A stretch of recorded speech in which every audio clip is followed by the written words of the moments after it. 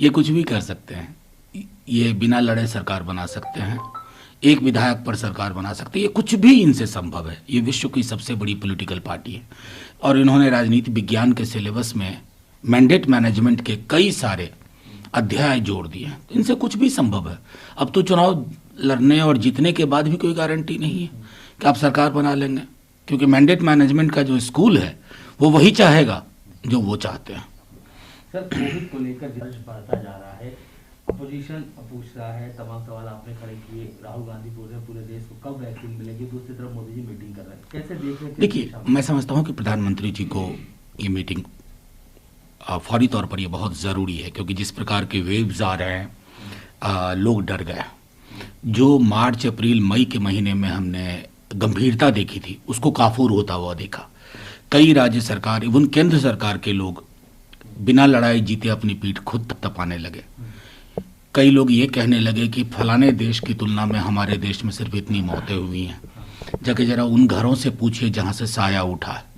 तो ये असंवेदनशील बयान कहीं ना कहीं, और मैं तो बार बार आग्रह करूंगा कि कोरोना के इस दौर में जब आप कहते हैं कि आपकी व्यवस्थाएं चरमरा रही हैं, तो 5-5 पेज के विज्ञापन राज्यों को भी कहिए रोके, केंद्र भी रोके, और इन पूरे पैसों का इस्तेमाल हेल्थ इंफ्रास्ट्रक्चर के दायरे को बढ़ाने के लिए, क्योंकि लड़ाई लंबी है और इसका एहसास होना चाहिए।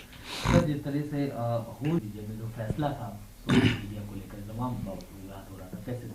मैं शुक्रिया अदा करता हूं। कोई भी डेमोक्रेटिक गवर्नमेंट डेमोक्रेटिक स्पिरिट में अगर है और अगर लोगों ने इतने बड़े पैमाने पर किसी भी चीज़ का विरोध किया है, और जाहिर तौर पर ये जिस तरह का की अमेंडमेंट की कोशिश हो रही थी वो अलोकतांत्रिक था। मैं शुक्रिया अदा करूंगा, कम से कम लोगों की आवाज़ सुन करके उनके अपील के आधार पर कम से कम मुख्यमंत्री जी ने केरला के वापस तो लिया। यहाँ तो ऐसे लोग हैं जिनको कुछ भी कहते रहिए वो कहेंगे नो, माई वे और हाईवे।